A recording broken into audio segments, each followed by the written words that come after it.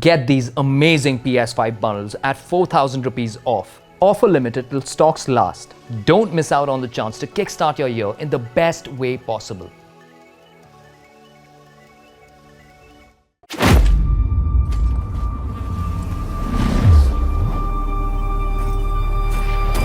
Hey, I played Prince of Persia: The Lost Crown, and just as I expected, it's awesome. It's refreshing to see a world with such complex level design and fun exploration.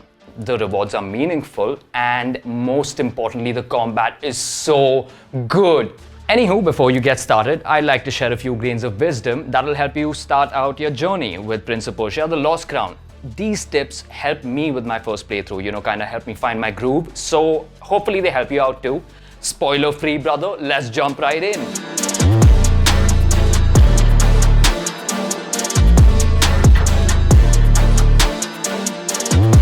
Firstly, let's start by breaking down the two combat mechanics that are going to be super helpful and useful, being the parry and the slide. These slides have iframes, which basically means invincibility or invulnerability frames. When sliding, you cannot get hit. It works in most instances and will slide you out of a bad situation quickly. Just know that you can't slide through environmental hazards like traps. You gotta avoid contact there. While the timing is deliberate, don't worry about it because sliding alongside jumping can also help you cancel out of an attack that you don't want to commit to. The sooner you master parry, the sooner you'll be able to deal mad damage and get a whole lot of boosts depending on the amulets you have. Parrying is also the best way to counter any pesky ranged attacks and send them right back. This tool is very helpful in keeping up the pressure on your enemies.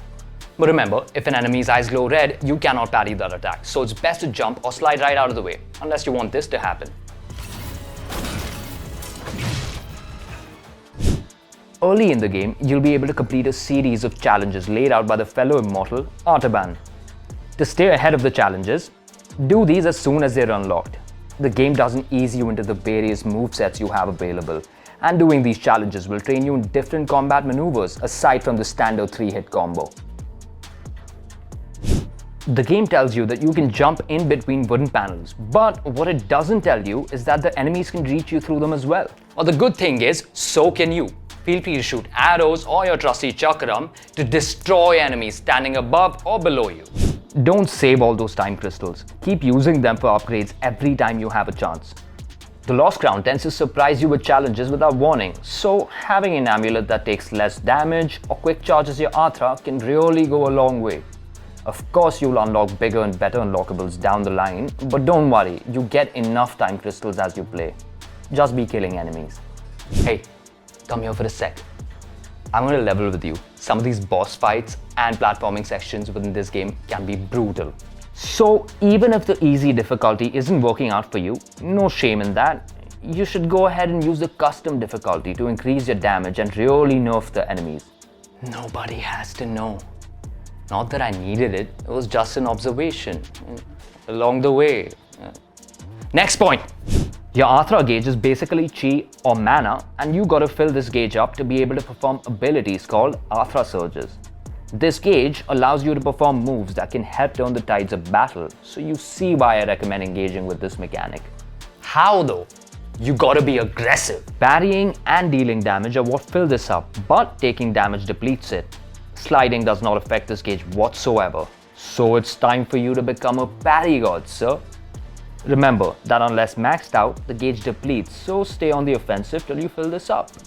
Hey, the Lost Crown isn't just combat. There's a ton of navigation and exploration to do, and here are some tips that are going to help you out with that. I know this sounds crazy, but you really should try smacking just about every wall you encounter. Well, maybe not that many times. It doesn't do anything in most cases, but every now and then you'll encounter a secret passage that leads to glorious loot, especially when it comes to dead ends. Every now and then you'll notice a golden breeze in your levels with some leaves or petals on the ground. I don't know. Just follow the flow of that breeze to get to a Wak Wak tree, which is your save point and a chance to equip new moves and amulets. Speaking of which, do save at every opportunity you get.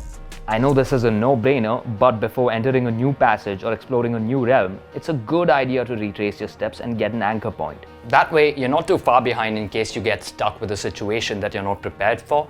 The ability to snapshot puzzles or dead ends and get back to them when you're better prepared is an amazing time saver.